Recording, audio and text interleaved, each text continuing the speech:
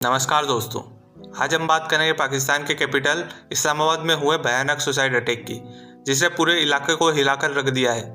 ताल्लक area में जुम्मे की नमाज के वक्त एक सुसाइड बॉम्बर ने खुद को उड़ा दिया, जिसमें 30 से ज़्यादा लोग मारे गए और लगभग 170 लोग अपनी जान के लिए लड़ रहे हैं। देखिए, एक इंसान के तौर पर किसी की मौत पर दुख होना तो एक बात है, लेकिन एक इंडियन के तौर पर हमें इस इंसिडेंट की गहराई और उससे पीछे आयरनी को समझना ज़रूरी है। तो वीडियो में आगे बढ़ने से पहले प्लीज़ वीडियो को लाइक और चैनल को सब्सक्राइब कर देना for more geopolitics video.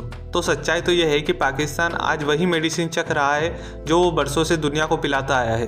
India ने हमेशा से हर बड़े प्लेटफॉर्म पर, चाहे वो UN हो या G20, ये साफ कहा है कि टेररिज्म हैज़ नो बाउंड्रीज, लेकिन पाकिस्तान में हमेशा गुड टेररिज्म और बैड टेररिज्म का खेल खेला जा रहा है। उन्होंने अपने पीछे वाले आंगन में सांपों को पाल रखा था और वो सोच रहे थे कि वो पड़ोसी को ही डसेंगे, पर वो भूल गए थे कि सांप कभी भी पलट सकता है। आज TTP और बाकी एक्सट्रीमिस्ट ग्रुप वही कर रहे हैं। इस्लामाबाद जैसे हाईली सिक्योर जोन, जहां उज्बेक प्रेसिडेंट का विजिट चल रहा था, वहां हमला होना ये दिखाता है कि पाकिस्तान का स्टैंड कंट्रोल अब खोखला होता जा रहा है। इस मौके पर PM नरेंद्र मोदी की एक बात सबसे ज़्यादा याद आती है, जो भारत की फॉरेन पॉलिसी का बेस है। PM मोदी ने हमेशा क्लियर कहा है कि terror and talk can not be together, यानी आतंकवाद और बातचीत कभी एक साथ नहीं चल सकते। टेरर और टॉक एक साथ नहीं हो सकते। टेरर और ट्रेड एक साथ नहीं चल सकते। जब तक पाकिस्तान आतंकवाद का इंफ्रास्ट्रक्चर पूरी तरह खत्म नहीं करता, भारत उनसे किसी भी तरह की दोस्ती या ट्रेड की उम्मीद नहीं करता। जब तक आप दहशतगर्दी को अपनी स्टेट पॉलिसी का हिस्सा बनाएंगे, तब तक आपके लोग भी कभी सुरक्षित नहीं रहेंगे। हमने दिल्ली में 2005 का ब्लास्ट और मुंबई का 26/11 देखा है।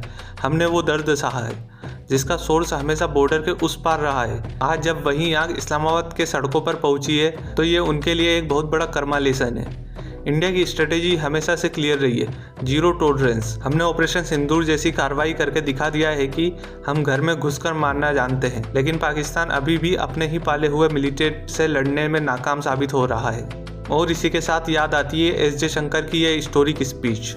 India has confronted this challenge since independence, having a neighbor that is an epicenter of global terrorism. Conclusion ये है कि जब तक Pakistan terrorism as a weapon को छोड़कर नॉर्मल देश की तरह बिहेव नहीं करेगा, ऐसे हादसे उनके नसीब में बने रहेंगे।